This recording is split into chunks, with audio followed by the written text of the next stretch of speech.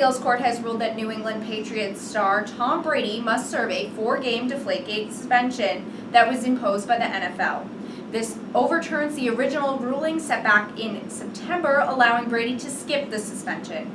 This new appeal is likely to bring back the debate over what role, if any, Brady played in the under-deflated footballs of the AFC Championship game back in January of 2015.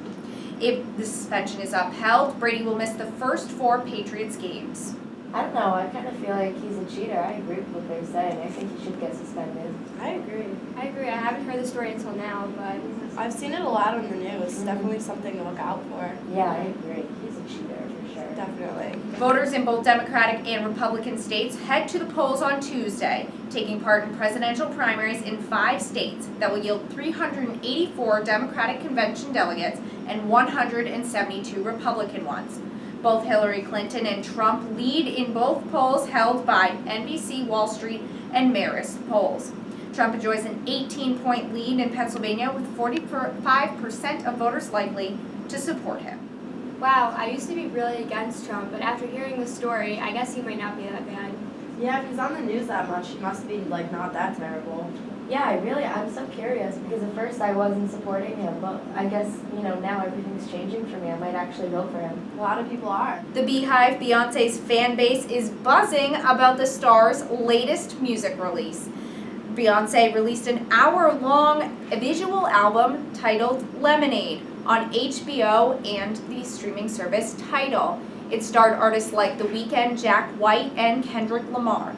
But what has fans buzzing more is the details about an alleged affair between her husband of 8 years, Jay-Z, and another woman. The star's fan base is unsure who this woman may be, but they sure are buzzing about Beyonce's talent in the music video and her overcoming this affair. Wow, I can't believe that he cheated on Beyonce. I know, I didn't even hear about this album, but I really want to watch it now. I feel like it really shows a lot about their relationship. Yeah, I just heard about this a couple of days ago, and I wasn't really sure what it was about, but I guess he's cheating on her. He's definitely a cheater. Did you guys know that the media has the power to control what society talks about? Really? How? It's called the agenda setting theory. Basically, the media sets an agenda by placing what they think what stories they think are important out there so that we think they're important, and they even try to control what we won't think is important by either not reporting something or even reporting it on the back pages. So basically, the media controls what we think is important and what's not based on what they emphasize in the news? Yeah, exactly. The concept was created by Maxwell McCombs and Donald Shaw. Their research was based off of other scholars such as Robert E. Park, Walt Lippmann, and Harold Laswell. Some of their basic concepts include terms such as surveillance and gatekeeping. What are those?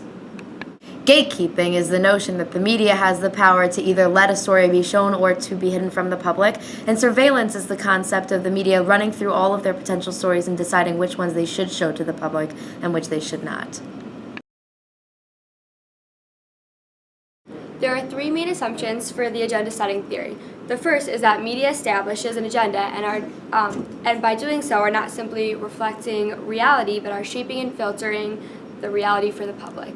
The second assumption is that the media's concentration on the issues that compromise their agenda influences the public's agenda, and these together influence the policymaker's agenda. The last assumption is that the public and policymakers have the ability to set the media's agenda as well. So, the only way that the media can influence the public is based on what stories they share or do not share? No, there's more to it.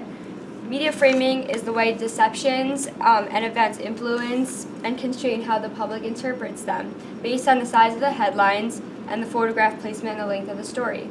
All of these indications help frame the public for what is important. There is a 3-step process of agenda setting.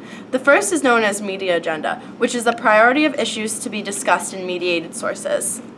The second process of the setting is public agenda, which is the result of the media agenda interaction with what the public thinks. The last part is called setting the policy agenda, which is when the public agenda interacts with what is said to be important by policymakers. Based on all of this information, it seems to me like this theory is a socio-psychological tradition, because society's behavior is influenced by one or more variables, such as news stories. I I agree. I would say that the communication context is mass media because all of the different mediums that are used to convey the news to a large audience. And the approach to knowing is positivistic/empirical because the research studies a natural science with the goal of constructing general laws governing human interactions. And it definitely passes the test of time, especially with technology becoming more prominent and us having more access to different outlets of media. It's definitely passing and becoming more and more prominent. Thanks for watching!